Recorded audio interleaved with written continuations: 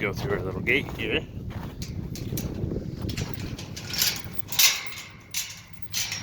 I want to show you these calves we got. And these calves are just eating what's left of our wheat circle and silage. We're gonna have a load of these probably ready end of the month to go. They're doing good. I'm happy with them. And then she's not supposed to be in here. She jumped a fence. But so here's our silage and wheat. This stuff, we've been mixing it in, but I don't think we're getting much out of it. But I'm about to remedy that problem. I got a roller mill I got over in the shop. It's a couple days, it's probably a week, 2 weeks away from being ready, just to not having much time to work on it. But we're gonna rough this stuff. We're not gonna we might try to get just a brief crack in it. And I know these cattle are getting some out of it. But you know, I'm gonna get it as much as we can. I'm not feeding them a lot, but they are getting some out of it. And so, you know, if we can just maybe do a little bit better on it, then that's kind of what we're after. It's snowing again right now. You can't see it, but it is snowing again. So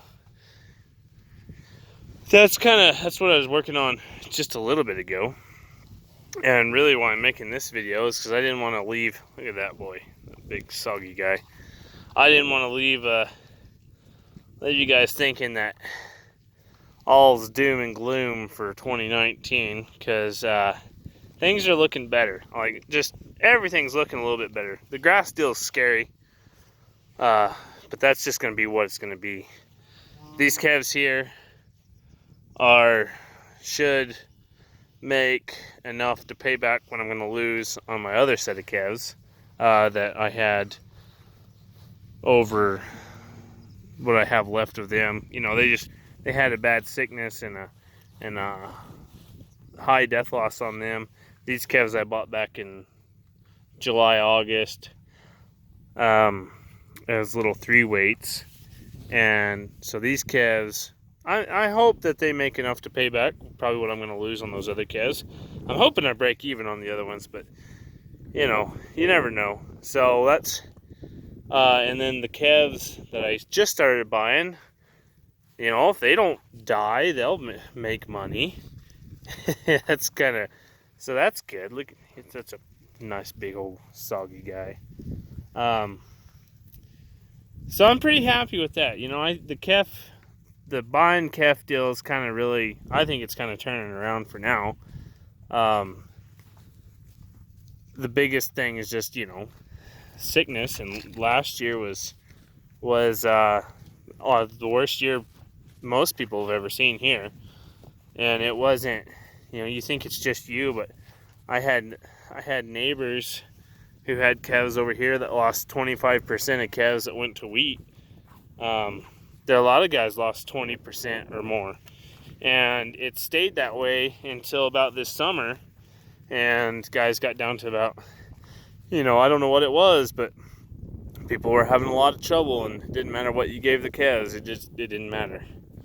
Yeah, so I've been catching shit on one of my videos about the calves in the barn, and I'm gonna retouch on that. But I'm thinking the calf deal, I don't know, I'm just hoping, actually.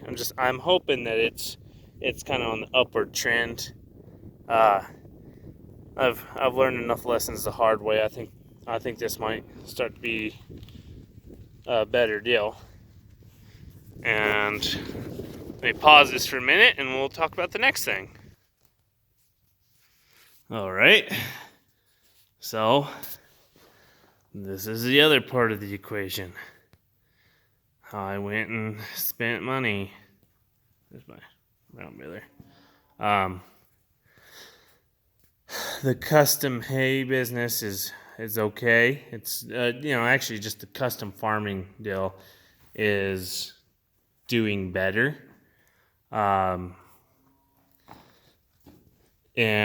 that if we stay current with where we were this coming year, where we just were, it'll be a good year. And that's really kind of starting to turn around, and that's becoming a big help for things.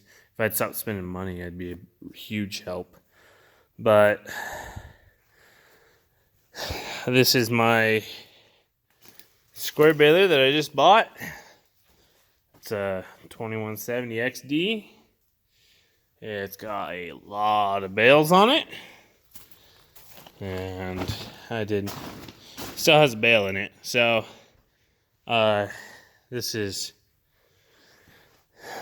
we went and got this the day after Christmas out of the field, and we had to tie the pickup to that and drag it out of the field with the tractor. It rained that much over there, and then it was starting to snow. And then we drove back and got this, and got it out. So in case you're wondering, the back axle steers. That's why that tire's kicked out. It's a steerable rear axle. And when I was backing it in here, it kicked over. I needed to get the bale out of this thing. I just did not have time. We went and I actually finished the job with that baler, because this baler is an interesting story, to be honest with you. So it was supposed to be baling when they traded for it, which, whatever that means. I kind of find that pretty hard to believe. But that's what they said, and that's what they told the salesman. That's what the salesman told me, and I trust the salesman as much as you can trust anybody on some things. But he's an all right guy, so I believe him. So they were probably baling. They were baling like grass, though. And you can see just this mess in here. So the deal I made on it is I'd buy the machine, but it had to be able to bale when I got to the field. And that was the deal. So they went through and ran it through the shop real quick and replaced some bearings and stuff. And the number 5 knotter is a pain, and as you can see, the number 5 still missed a knot. Last bale I did missed a knot, but I think we got all the bugs worked out of it as much as we could, to the point where the final issues we were having is the crop that we were baling.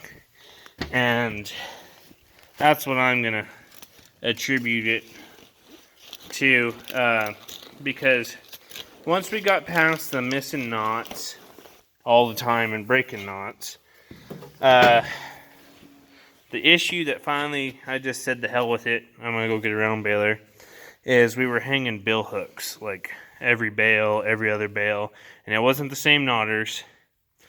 There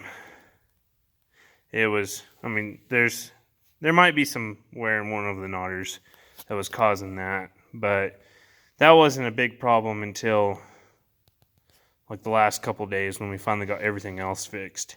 So this crap is so tough, and we cut it tough, that what was happening, and we were running chunks of stuff like this up in there, and it was catching on the edge of the bill hook, the knots were.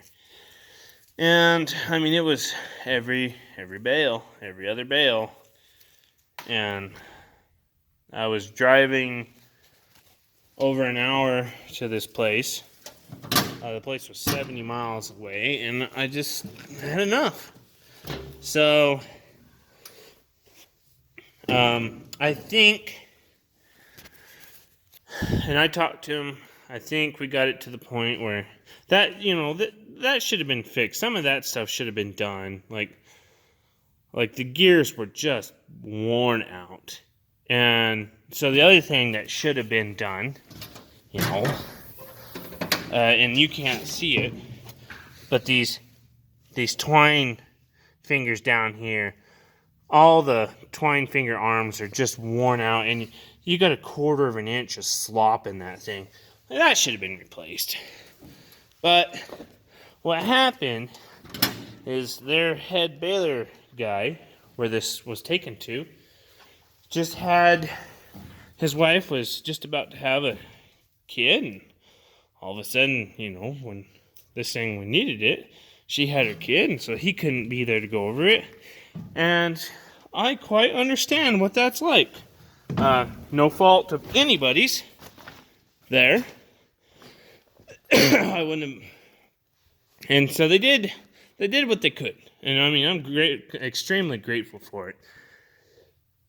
And he came out when we went to the field, and we worked on it, and as much as we could, and I think we got it right. But I haven't gotten a bill yet for because they were gonna put some parts to it, and I was gonna pay for some stuff, but